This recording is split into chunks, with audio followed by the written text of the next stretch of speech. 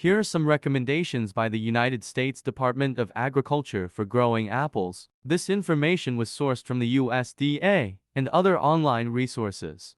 Site selection. Choose a site with full sun exposure and good air circulation. Apples prefer well-drained soils with a pH range of 6.0 to 7.0. Avoid low-lying areas that are prone to frost or have poor air drainage.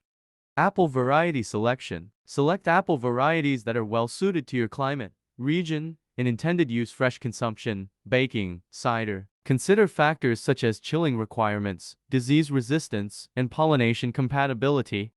Planting time. Apples are typically planted in the early spring or late fall when the soil is workable. Avoid planting during extreme weather conditions or when the ground is frozen. Spacing and planting. Follow recommended spacing guidelines based on the specific apple variety and rootstock used. Generally, apple trees should be spaced 15 to 20 feet apart in rows. Dig planting holes wide and deep enough to accommodate the root system without bending or crowding. Pruning and training. Prune apple trees regularly to establish a strong framework, promote airflow, and control tree size. Follow proper pruning techniques based on the growth habit of the apple variety, for example, central leader, modified central leader, or espalier.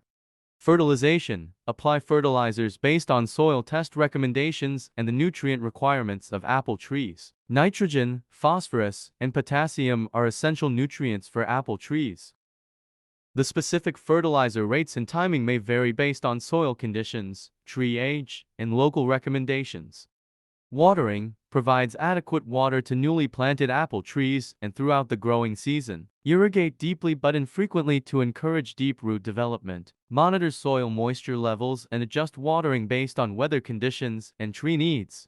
Pest and disease management. Implement integrated pest management practices to manage pests and diseases effectively. Monitor for pests and diseases regularly. Thinning. Thin the developing fruit to promote better fruit size, quality, and tree health. Thinning helps prevent overcropping, reduces competition among fruits, and improves overall tree vigor. Harvesting. Harvest apples when they have reached the desired maturity for their intended use. Different apple varieties have specific harvest windows. Apples should be firm, fully colored, and easily separated from the tree. It's important to note that specific recommendations may vary depending on factors such as location, climate, apple variety, and local agricultural practices. Therefore, consulting with local agricultural extension services, apple growers, or horticultural experts in your region can provide more precise recommendations tailored to your specific location and circumstances. Now we will consider how long it takes for a young tree to bear fruit. Here are some general guidelines for the timeline of fruit production in apple trees.